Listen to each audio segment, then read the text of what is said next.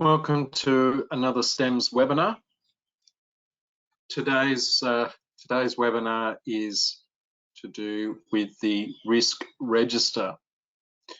So we have the business risk register or business risk and dashboard, and I'll explain first of all what we are looking at, so you have some orientation. The risk register displays all published risk profiles, which we'll be looking at shortly. That's the risk profile register where you can do those risk assessments or input your risk assessments. And when they're published, they will appear on the risk register. Also, you can, for those that have attended the hazard register or for adding hazards, you can actually also publish hazards to the risk register. All right, so to begin with, just understanding or explaining the dashboard, we have inherent risk, and then we have the residual risk gauge, and the residual risk gauge will also display any actions in relation to the residual risk. All right, so any actions through the risk assessment process that are assigned to existing controls will also be available here. So if you click on the gauge, and we'll see there's one action in relation to the residual risk. And if I click on that, the title or the ID, that will open up the action itself. All right. The score takes a simple collective risk score, or average, I should say, average of the collective residual risk scores. All right, so just in case you're wanting to understand the algorithm that's made there. And then next is the potential residual risk score. Again, it's taking a simple average of all potential residual risk, as in planned controls, the risk score that's associated with that planned control, and it takes a simple average of that as well. If, again, just like residual risk, I can either click on the gauge or click on where it says number of actions, and that will show a list of actions in relation to planned controls. And if I just click on that, any of those links, again, it will open the action for me to read more details on the action itself. The final part of the dashboard is level of risk. And the level of risk is showing a visual aspect of these same actions to do with both planned controls and existing controls or residual risk.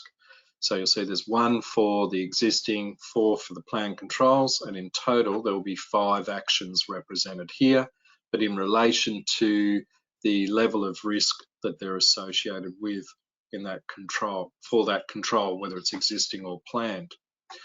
And I can then also click on that column, and that will display those actions specifically to do with that level of risk. Also, as a side point, just in case, sometimes we have people ask to do with the colors and the risk levels. You, the customer, you are in control of that. If you go to admin settings, just in case you're not aware of this, you are in control, so admin settings, and under optional settings, there is the risk matrix designer. So it's whatever you've got set up in your risk matrix is going to determine those colors. All right, so for example, if I click on risk levels in the risk matrix designer, that's where the information is coming from that is contributing to the gauges. All right, so we'll keep moving along. But that's essentially explaining the dashboard. and where that information is coming from. Below there, you'll see the risk register itself, that again, all of that information is coming from both the hazard register, if any of those hazards have been selected to be populated into the risk register, and again, also from the risk profile register, which we'll be looking at shortly. Below, over to the left, there is filters that you can select from. So you can look at things to do with origin, as in from hazards or risk profiles. And there are risk types, so I could filter by a risk type. And while we're talking about that, risk type is also a settings feature. All right, so again, admin settings, and in risk management, there is risk type. We'll be talking about these other settings features shortly to do with risk, but you are in control of whatever risk types you want to set up. Okay, so keep that in mind. You've got all these filters who, you know, say by the risk assessor or risk owner. Some of these things I will explain shortly when we go into the risk profile section. I should also say there is user security here. So for those that are system administrators, if you're not already aware, there is a thing called user data filter. So when a user is set up and assigned to a part of the organisation structure, by default, we call that primary for the user data filter. And that affects what they see in STEMS. So for example, I'll show the organisation structure. If I am assigned to a particular state, then by default, my permissions only apply to that part of the organisation structure. And likewise, that means if I have permission to access the risk register, then what I see here is dependent on that part of the organisation structure, as in only what I can see. For those that are hearing this and not aware of the user data filter and you are a system admin, there is more information in the support section on the user data filter where you can change it from primary to all, or you can customize that for the user as well. What I'm going to do at this point before we move on to the risk profile register, so conducting the risk assessment itself, I'm going to give a sneak preview of some more features that we've recently completed on the risk register. I will just make sure I get this set up correctly before I bring that up on the screen. And I won't be too long to do that, but this may be of interest because we've had quite a few ask about what I'm about to show. So I do think it will be of interest. It won't be long, I'm just trying to get this ready to bring up.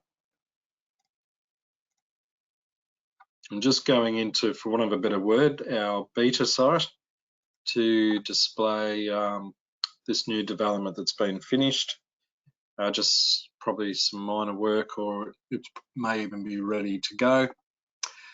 Okay, so the new risk register, there's still more ongoing improvements, but what we're about to see is going to be released very shortly.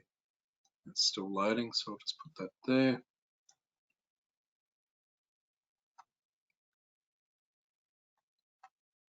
Ignore the colours here, it's quite horrible there.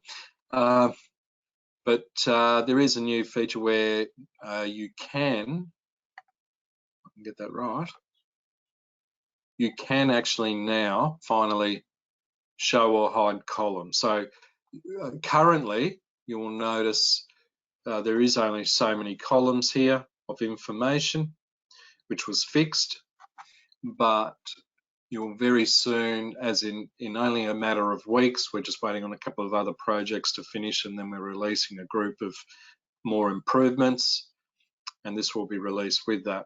So you'll be able to select what columns you do or don't want to see, and you could also click on Save My Grid Settings.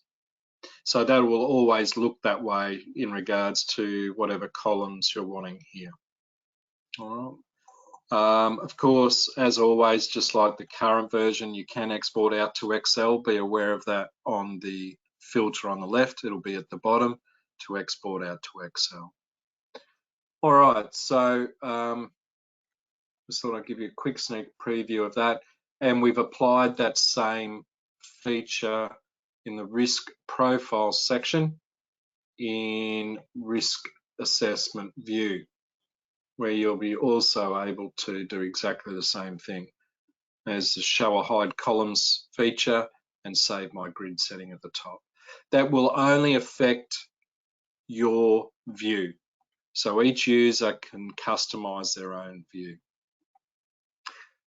All right, well, what I'll do, we're going to get ready to go across now to the risk profile register. But before I do, I'll just check in case there's any questions people had to do with the risk register and what I've covered so far.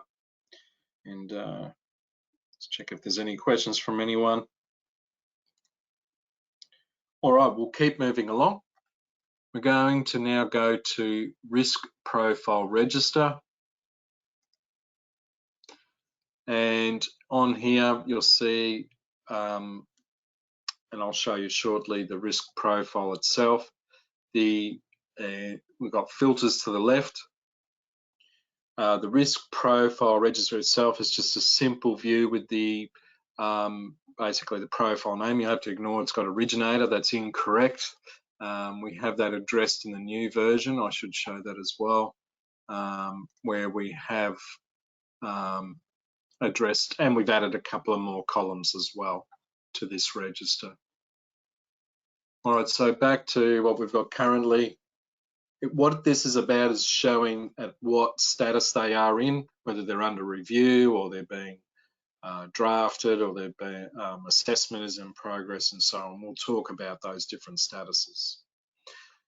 And of course, the risk assessment view shows all of these risk profiles, regardless of whether they're published or not, basically how you would see it in the risk register once it is published.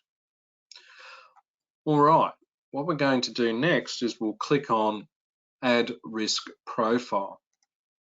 And I am going to, for those that are I guess system administrators of some sort that or have permissions to manage settings to do with the risk register, I'm going to take you through a bit of that, I guess for want of a better word, marry that up between the settings.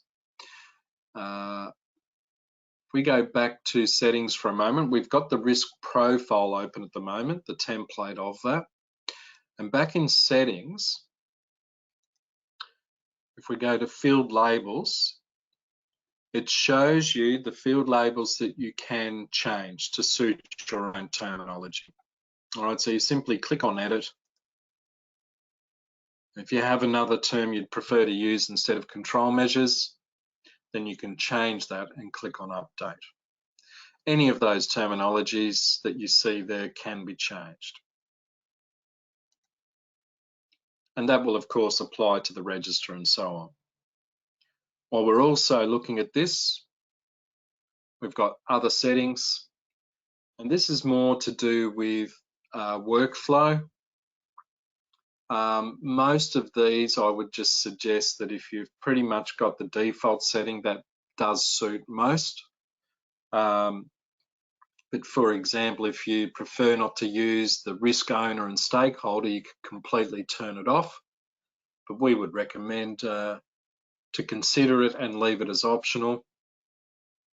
Sorry, wrong one. So you could, if you wanted to, turn that off. And we would recommend this one as mandatory, and that's forcing the user to put in at least one unwanted event, inherent risk or control measure. So what I will say is when you go through it'll make more sense when we look at it going through the risk assessment process. We have had some customers that just want to list risk for whatever purposes that is. That's all they want to do. They don't want to go through the process of going into control measures and so on. All right. Another one we would say allow is allow other users to edit risk profile. Now, I should state that's still only applicable to users who have permission to be there in the first place. I'm not going to show you where it is today, but the user section and security roles, there is a permission to do with accessing this area, the risk profile register. All this is saying because some have disabled this thinking, no, I don't want other people to edit the risk profile, which can be problematic in that if the originator of the risk profile is away, then no one else can edit it, even if they have permission technically. So again, my advice is to leave this just as enabled and not disable that. Okay, so some of these fields are, so back to the risk profile, some of these are system functionalities and some of them you are in control of. The first one, originator, is a STEM system functionality. By default, it will put you as the user, but that can be changed. You can select someone else to be the originator. And that is the role that will take care of setting up the profile.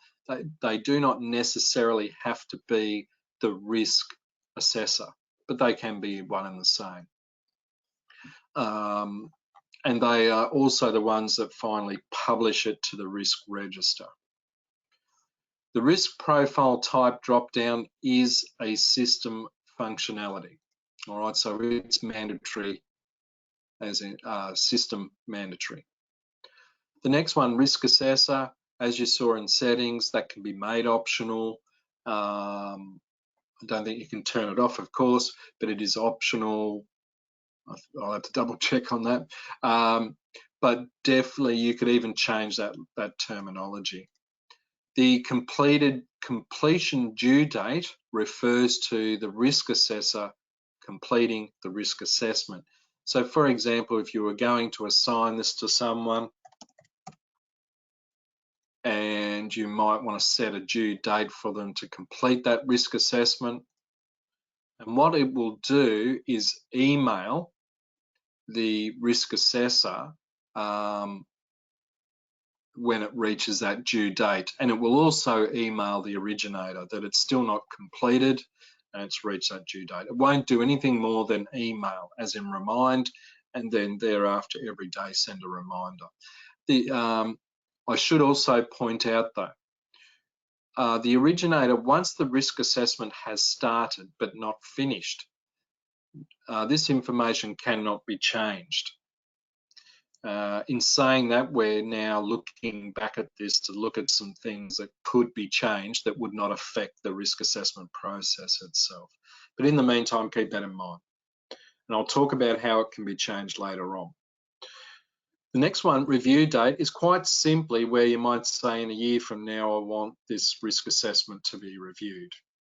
And again, you don't have to use this feature and it can be turned off, or it could be made mandatory. And it will, when it's reached, email all parties, originator, risk assessor, and if you use it, risk owner and stakeholder. Title, whatever that may be. It all comes down to what you're planning to use the risk register for. I'll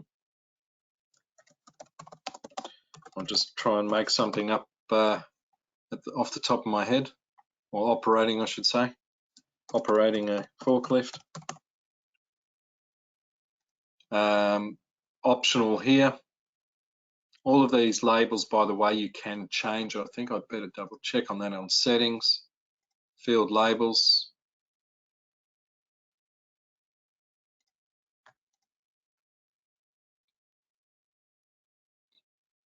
Actually, no, I'm wrong, sorry. Activity description. No, that one you can't change the field label on yet. Sorry, that's listed as a future improvement. All right, as usual, organisation structure is system functionality. This is not inhibited by the, for those that are system admins on organisation structure, what do you call it, not safety assignable feature is deliberately ignored when it comes to risk assessments. So if I apply this at the top, this risk assessment will be available to all of the organisation structure. So if the risk assessment was applicable to a particular project, then you would just select that project, and then users to do with that part of the project would see it. All right, risk owner, we're going to put that in today. Risk owner, we'll see soon, has final sign-off, and we'll get to that process later on. Assets, this refers to the STEMS asset register. So if you do use that, you can select one or more assets. Currently, you do have to search for it, which is a bit painful, but what was I going to say is we do have plans to address that, and I think it may have even already been addressed in the new one that we're going to be releasing soon. And then finally, stakeholder. So those that may be affected by that risk assessment and you need their involvement, such as comments and final sign-off, then you can use this process. All right. Actually, I won't use that today, just to save some time, but you'll understand the process later on. Okay, so once we've filled that out, we've got two options. We can save. Now, we would only advise you'd save this if you're thinking, I'll just save this as a draft for now. I need to think more about who I'm going to be selecting as stakeholders, make sure I've selected the correct assets, whatever the reason may be, you can save that as a draft. What I'm going to do though is click on Start Assessment. And when I do that, it's going to email whoever I've selected as the risk assessor, risk owner, and stakeholders that they are all involved. And the risk assessor can then actually, you'll see, sorry, the status is now assessment pending, and the risk assessor can click on that tab, and we're now going to move forward on to doing the risk assessment. Now, before I do, just in case there are any questions on the profile tab itself, I'm just going to check in case anyone does have any questions on that before I move on to risk assessment.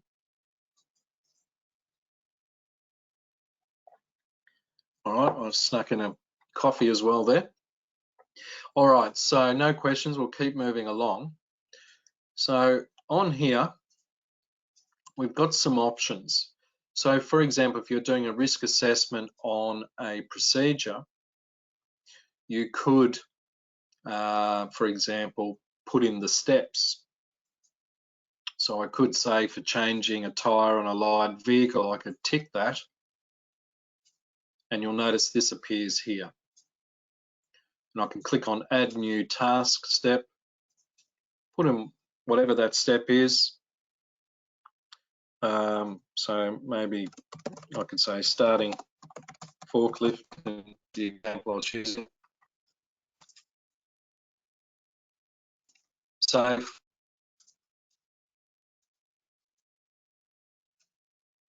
All right, and close.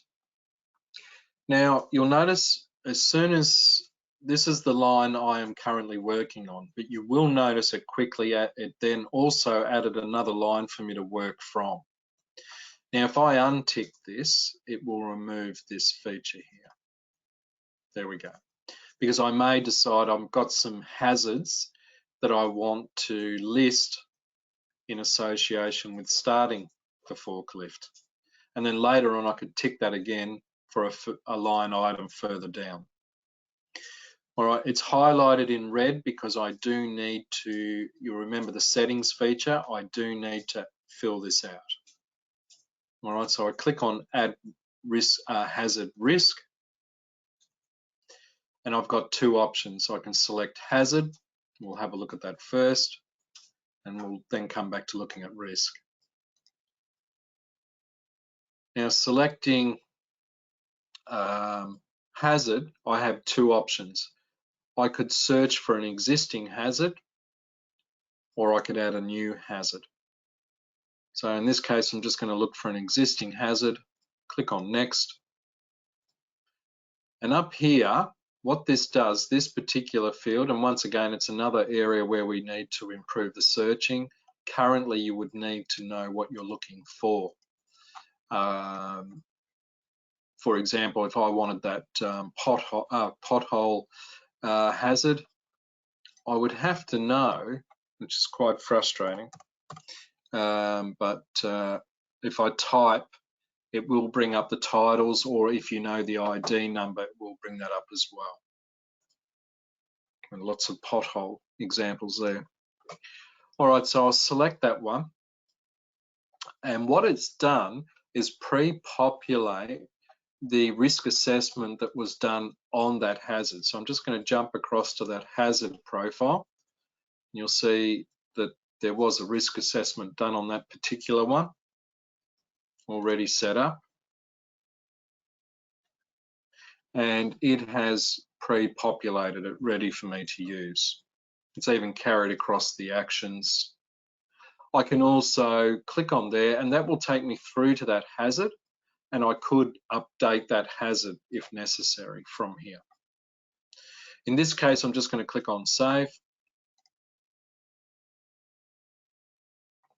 And I'm going to continue on, and we're going to now go to add hazard risk.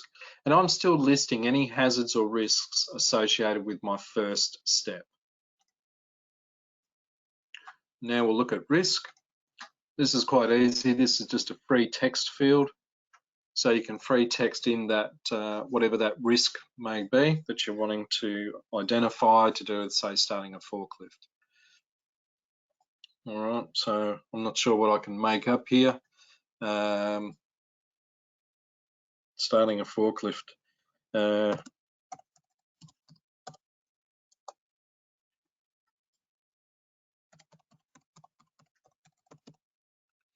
All right, add unwanted event. So I'm saying if the equipment started rolling uncontrolled while I was trying to start it. So the unwanted event is obviously, we could say injury and inherent risk. And again, I should point out, remember these terminologies, unwanted event, inherent risk. You can definitely change those terminologies in settings. All right. This is a system functionality. Both of these are mandatory. You have no control over that. No, this won't look like your risk matrix.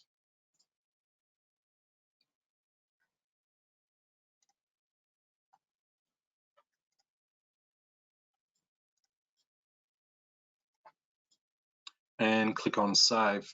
And this pop-up will stay open because I could enter multiple unwanted events. So I'm just going to put one more in.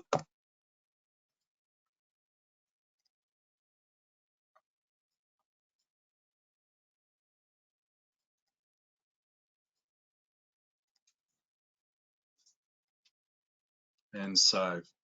Once you've finished entering your unwanted events, you can close that window. You'll see them listed there. And now, and for those of you that have done the risk assessments on the hazard process, you'll know it's exactly the same. Obviously, everything's on one page here, whereas on the hazard, it is on two separate tabs, but it's all still linked and still follows the same format. All right, so now what I'm doing is adding my control measures. And I select the unwanted event that I want to add the control measure to. And I'm just going to start speeding up instead of trying to think too far ahead. thinking of things. So I'll say there's our first control measure. The next thing I've got to do is select the control type. And this is a system functionality, whether it's existing or it's planned. If I select existing control, it's called residual risk. If I select planned control, it shows it as potential residual risk. Then we have hierarchy of controls, and we select the hierarchy of controls. By the way, that is a settings feature, just in case you think you would like to make any changes to, if you've still got the default one, you can make changes to it. The only one you cannot change is elimination because it has a system functionality. Select my potential residual risk because it's a planned control.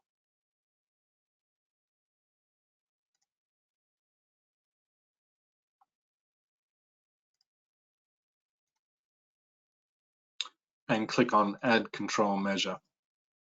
Again, it stays open because I may want to continue working through adding more control measures.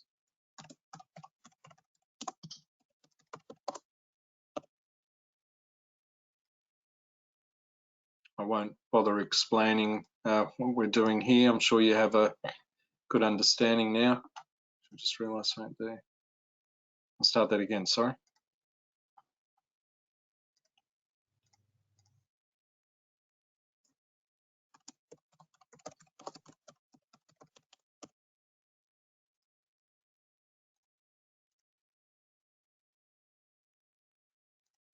All right. So I'll just get that done, add control measure, and I could continue on doing that. And actually, I better add one to this unwanted event.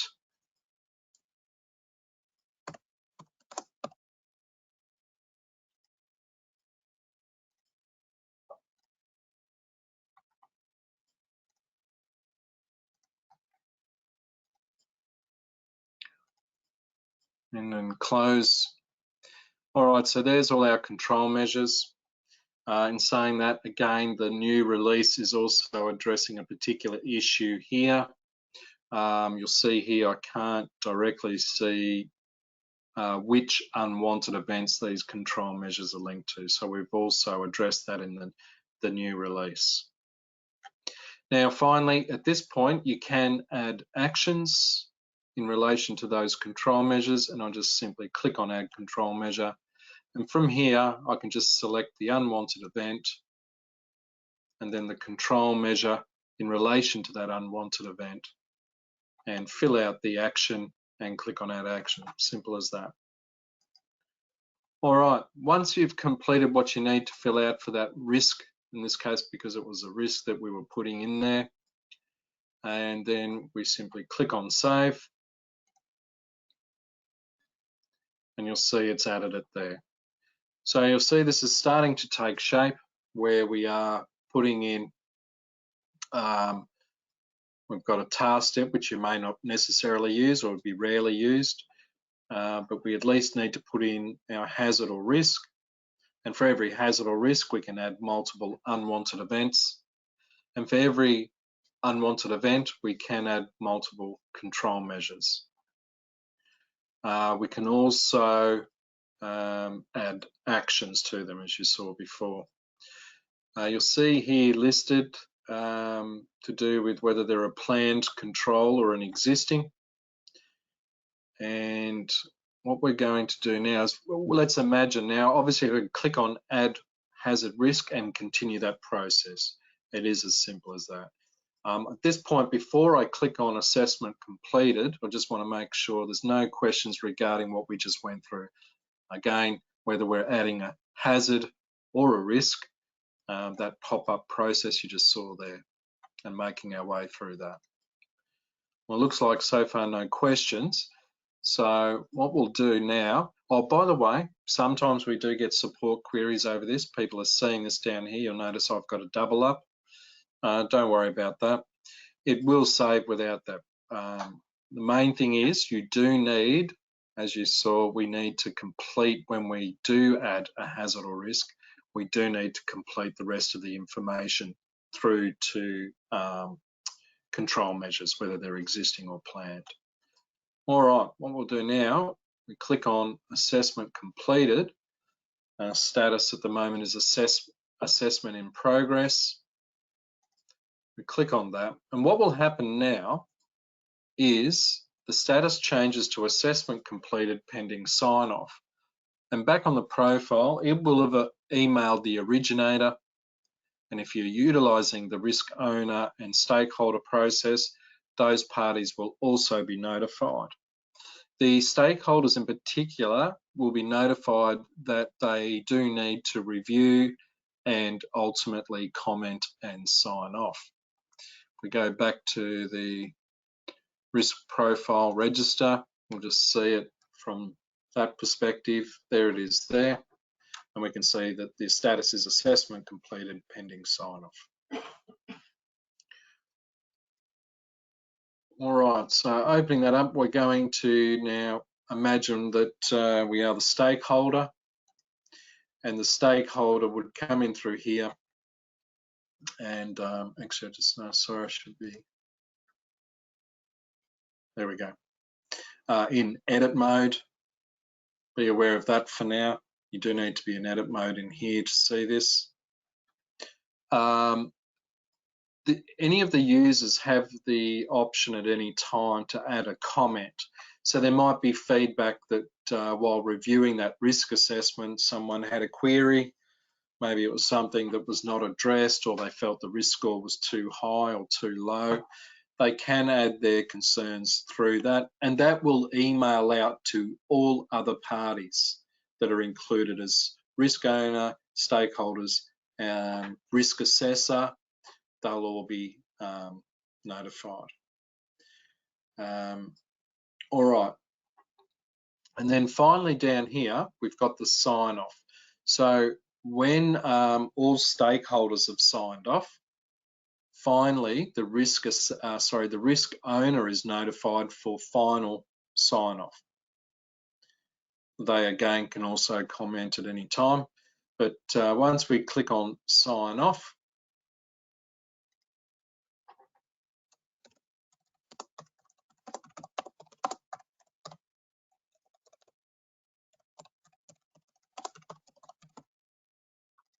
that will then notify the originator that this is ready to be published.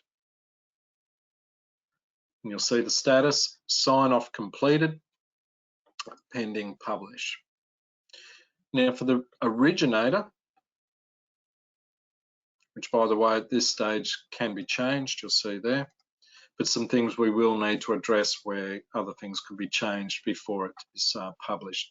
There's some things that cannot be changed, like obviously the risk assessment itself when it's at this stage.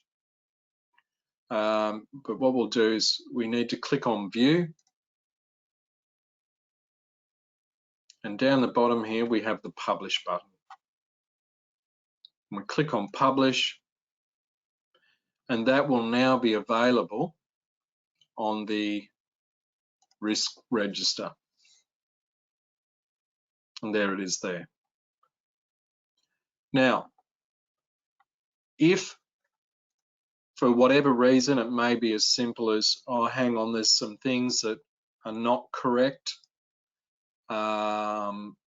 whatever it may be, or it's reached its review date and it's time to review, there is a feed, you click on reopen,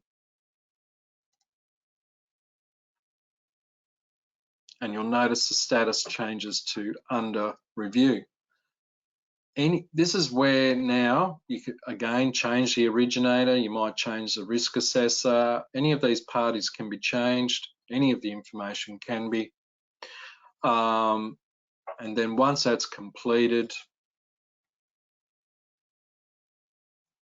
I should say, sorry, complete review, I'll just check something else.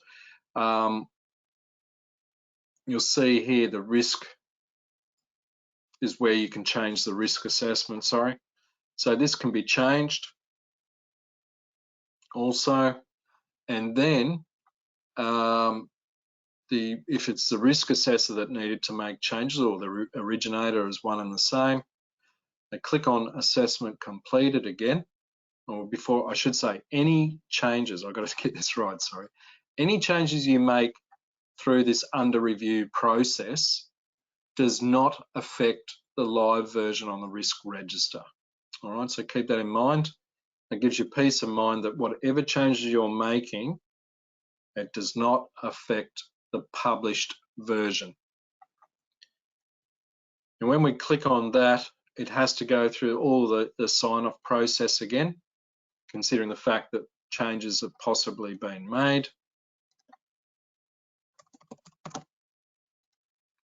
And it is back to being ready to be published again. And it's at this point that when the user clicks on publish, that will overwrite and update the current live version. All right, so again, you've got peace of mind. Keep that in mind that you can make any changes you want on these risk profiles, even if they are published. It's not until you go back through that process that it will overwrite the live version in the risk register. Well, all right, I think overall I have covered everything. There's obviously little bits and pieces that there is, for example, one settings feature that I won't go into today, but if needed, it comes down to when that scenario is faced, we can talk about that through support. If you ever need any assistance with this, just feel free to contact support. Also, obviously, have a look at the user guides. There is a user guide for this, and related subjects such as the risk matrix itself. If you need to make any changes to that, that will be found in the user guide as well. And we can also give you assistance if you need it. Well, all right, everyone. Thanks very much for your time today. Next week we have another webinar, which is the training record management, all right, which we'll be covering that. I say that we are considering postponing it, I must admit, so we'll communicate that to everyone that's registered, and we'll update that through STEMS updates as well, because that was going to focus on some new features that were meant to be released last month and we're behind schedule. So we will keep you posted if we decide to postpone that webinar. All right, everyone, thanks again for your time, and goodbye for now.